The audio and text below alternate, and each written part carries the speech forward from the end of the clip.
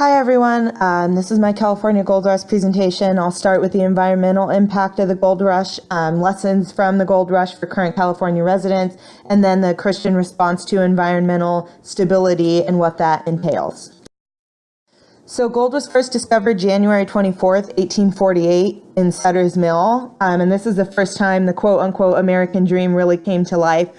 People were just flocking to California by the hundreds of thousands, selling off their livelihood, everything that they can to get over to California to be able to try to get gold. And obviously, before you even look at the effects of the mining, just the inflation and the amount of people that California had to sustain, and how quickly the numbers were rapidly increasing and having to be able to house them, water, food, those sorts of things that had, a big negative impact because it just happened almost overnight. And then when you look at the mining on page 89, it talks about people doing the pan mining that you see down here on the right and the top left corner. And then it went to the Rocking Tom with 2 people, and then dry mining, digging into the earth for quartz. And it just starts getting worse from there with the damage that's being done on the earth and the actual changes that are happening to the earth because of the mining, and eventually ending with the hydraulic mining that soon emerged as an intrinsically complex industry involving as many as 100 men organized in corporate structures. So, going from one person with a pan in a river to up to 100 people to do hydraulic mining, that has a huge, huge impact, not to mention the natural resources that are being used to create these hydraulic systems. And then on page 90, seeing with the introduction of hydraulic mining, whole mountains were washed away. The resulting debris and silt clogged the rivers and creeks of the Mother Lode, which fed into the rivers of the Central Valley.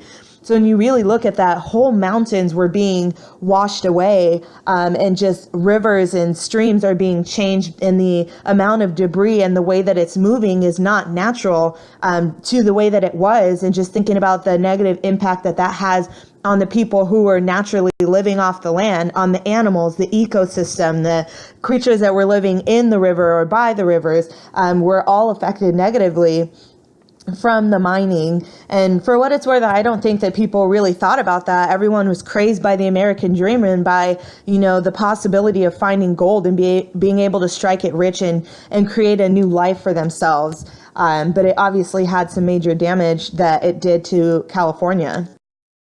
I think a good history lesson would be to look at the gold rush and look at inflation.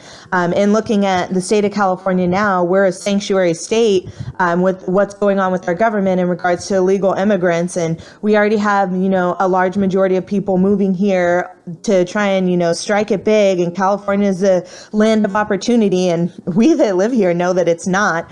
But with, I live in San Diego, I'm close to the Mexican border. So just looking at the rise of people that we have here, and then the bulldozing that we are doing, the creations of roads and new houses and apartment complexes and this and that, that's just really destroying the natural life. It's creating something that wasn't there before, and then the removal and the animals and things that we're forcing out of that area because we're making more room for humans. And, here, obviously in San Diego, we have a lot of beaches, and just looking at all the plastic waste that goes into our waters and all the things that we're doing to damage California is just something to look at the gold rush and see how long it took for the effects of the gold rush to not even go away, but just not be as bad as what they were. And then to see what we're doing to the land now, it's kind of the same thing with the rapid expansion of people and the effect on the wildlife.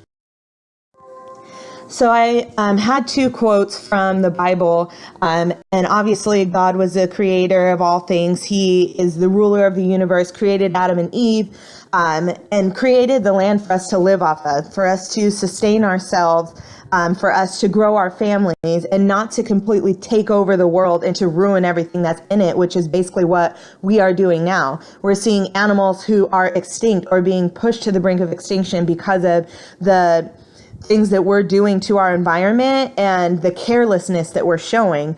So I think it's really important to look back not only on the gold rush, but also looking at the flood that God flooded the earth. And even with Noah, he told Noah to take 2 of everything. So you see there the preservation of life and to make sure that these animals and every species is able to live on. And I think that that's something that we need to take more responsibility for. It's our job to work the land and to keep it, and we need to do a better job of that. And the last quote I wanted to leave with was from one of our articles, and it says, "But such is the character of the American people that they will not stop their researches until every foot of earth in this vast El Dorado has been prospected to the bedrock." So, I mean, I think it's just another good reminder that we just need to do a way better job of taking care of the earth. When we're worried about providing for ourselves, we also need to think about the damage that we're doing.